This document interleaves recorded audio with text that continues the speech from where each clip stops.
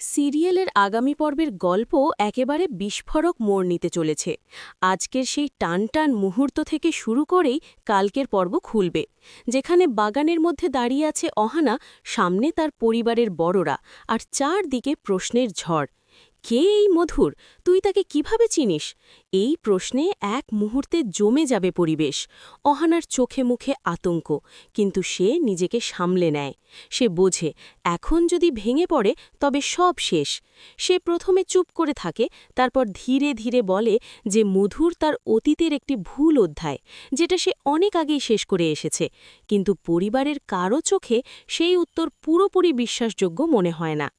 অহানার বাবা রাগে কাঁপতে থাকেন। তিনি মনে করেন মেয়ের এই গোপনীয়তা তাদের সম্মানকে প্রশ্নের মুখে ফেলেছে। মা ভেঙে পড়েন, বারবার বলেন কেন আগে কিছু জানায়নি। ঠিক তখনই বাগানের গেটের বাইরে হর্নের শব্দ শোনা যায়। সবাই তাকিয়ে দেখে একটি কালো গাড়ি দাঁড়িয়ে আছে। গাড়ির ভেতর বসে আছে মধুর। সে নামেনি, কিন্তু তার উপস্থিতিই যথেষ্ট অশনি সংকেত। বাড়ির লোকেরা বুঝে যায় ব্যাপারটা খুব সহজ নয়।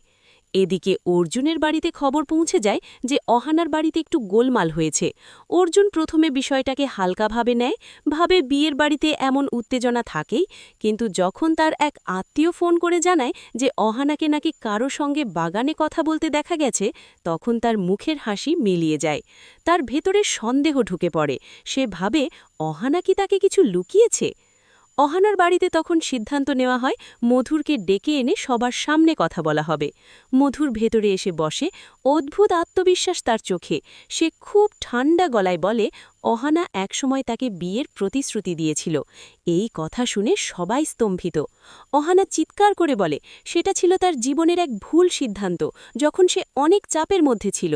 মধুর তখন মোবাইল বের করে কিছু পুরনো ছবি দেখায়, একসাথে তোলা কয়েকটি ছবি, যেখানে তারা খুব ঘনিষ্ঠভাবে দাঁড়িয়ে আছে।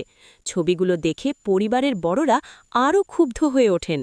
অহানা কান্নায় ভেঙে পড়লেও নিজেকে সামলে নিয়ে বলে সে মধুরকে স্পষ্ট জানিয়েছিল যে সে এই সম্পর্ক চায় না, কিন্তু মধুর সেটা মেনে নিতে পারেনি।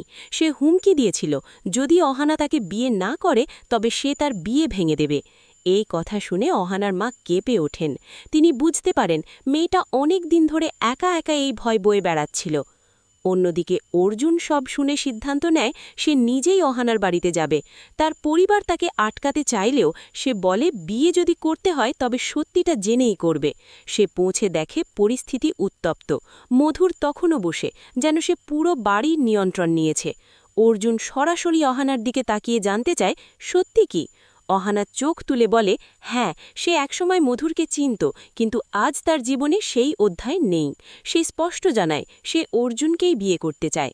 মধুর তখন রেগে যায়। সে বলে এত সহজে সে সরে যাবে না। সে দাবি তোলে অহানা যদি তাকে বিয়ে না করে তবে সে সবার সামনে এমন কিছু প্রকাশ করবে যাতে এই বিয়ে আর কখনো সম্ভব না হয়। অর্জুন এবার সামনে এসে দাঁড়ায়। সে বলে হুমকি দিয়ে কাউকে পাওয়া যায় না। সে মধুরকে চ্যালেঞ্জ করে প্রমাণ দিতে। এই দৃশ্যে দুই পুরুষের মুখোমুখি অবস্থান গল্পকে একেবারে চূড়ান্ত উত্তেজনার দিকে নিয়ে যাবে। অহানার বাবা তখন দ্বিধায় পড়ে যান। একদিকে সমাজের ভয়, অন্যদিকে মেয়ের ভবিষ্যৎ। তিনি ভাবেন যদি এই কেলেঙ্কারি ছড়িয়ে পড়ে তবে তাদের সম্মান কোথায় থাকবে। কিন্তু ঠিক তখনই বাড়ির ছোট বাচ্চারা এসে অহানার হাত ধরে দাঁড়ায়। তারা বলে দিদি তো খারাপ না, দিদি কাঁদছে কেন? এই সরল প্রশ্নেই যেন বড়দের কঠিন মন একটু নরম হয়। অর্জুন ধীরে ধীরে অহানার পাশে দাঁড়িয়ে বলে সে অহানাকে বিশ্বাস করতে চায়, তবে সে চায় পুরো সত্যিটা শুনতে। তখন অহানা খুলে বলে কিভাবে কলেজে পড়ার সময় মধুর তাকে জোর করে একটি সম্পর্কে জড়িয়েছিল, কিভাবে সে মানসিকভাবে তাকে ব্ল্যাকমেইল করত। সে বলে সে অনেক কষ্টে সেই সম্পর্ক থেকে বেরিয়ে এসেছে, কিন্তু মধুর তার পিছন ছাড়েনি। এই স্বীকারোক্তি শুনে অর্জুনের চোখে রাগ জ্বলে ওঠে, তবে সেটা অহানার ওপর নয়, মধুরের ওপর। সে বলে একজন মেয়ের অতীত থাকতেই পারে, কিন্তু সেটাকে অস্ত্র করে তার বর্তমান ধ্বংস করার অধিকার কারও নেই। পরিবারের বড়রা চুপচাপ শুনতে থাকেন।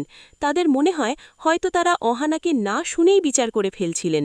মধুর বুঝতে পারে পরিস্থিতি তার হাতের বাইরে চলে যাচ্ছে। সে শেষ চেষ্টা হিসেবে বলে তার কাছে আরও প্রমাণ আছে, কিন্তু অর্জুন তাকে থামিয়ে দেয়। সে বলে যদি কোনো অপরাধ হয়ে থাকে তবে সেটা আইনের পথে দেখা হবে। এই কথা শুনে মধুর কিছুটা ভড়কে যায়। সে এতদিন ভাবত ভয় দেখালেই সবাই চুপ করে যাবে, কিন্তু এখানে সে দেখছে অহানা একা নয়। পর্বের শেষ দিকে দেখা যেতে পারে মধুর হুমকি দিয়ে বেরিয়ে যাচ্ছে, বলে যাচ্ছে যে খেলা এখনও শেষ হয়নি। বাড়ির ভেতরে সবাই ক্লান্ত, কিন্তু একটা অদ্ভুত স্বস্তিও কাজ করছে, অন্তত সত্যিটা সামনে এসেছে। অহানা মায়ের কোলে মাথা রেখে কাঁদছে। মা তার মাথায় হাত রেখে বলেন, আগে বললে হয়তো এত দূর গড়াতো না। এই সংলাপের মধ্যেই ফুটে উঠবে এক মেয়ের ভয়, লজ্জা আর সমাজের চাপের গল্প। অর্জুন বাইরে দাঁড়িয়ে একা ভাবে, বিয়ে কি এখনো করা উচিত? তার ভালোবাসা কি এত শক্ত যে সব কিছু মেনে নিতে পারে? তার মনে পড়ে অহানার হাসি, তার সরলতা। সে সিদ্ধান্ত নেয় যদি সে আজ পিছিয়ে যায় তবে সে নিজেকেই হারাবে। তাই সে ভেতরে এসে সবার সামনে ঘোষণা করতে পারে বিয়ে থামবে না, বরং আরও জাঁকজমক করে হবে, যাতে কেউ ভাবতে না পারে তারা ভয় পেয়েছে। আগামী পর্বে হয়তো দেখা যাবে মধুর শেষবারের মতো বড় কোনো চাল চালবে। হয়তো সে বিয়ের মণ্ডপে এসে উপস্থিত হবে, বা এমন কিছু ফাঁস করার চেষ্টা করবে যা সবাইকে আবার চমকে দেবে। কিন্তু এবার অহানা আর একা নয়, তার পাশে তার পরিবার, আর সবচেয়ে বড় কথা অর্জুন। এইভাবে গল্প এগোতে পারে এমন এক জায়গায় যেখানে অতীত আর বর্তমানের লড়াইয়ে শেষ পর্যন্ত জিতে যাবে বিশ্বাস আর সাহস। দর্শকরা অপেক্ষা করবে মধুরের আসল উদ্দেশ্য কি। সে কি সত্যিই ভালোবাসত, নাকি শুধুই নিজের অহং বাঁচাতে চাইছে? আর অহানা কি শেষ পর্যন্ত নিজের সম্মান আর সম্পর্ক দুটোই বাঁচাতে পারবে? এই প্রশ্নগুলোর উত্তর খুঁজতেই আগামী পর্বে আবারও জমে উঠবে উত্তেজনা, আবেগ আর নাটকীয়তার এক বিস্ফোরক মিশ্রণ।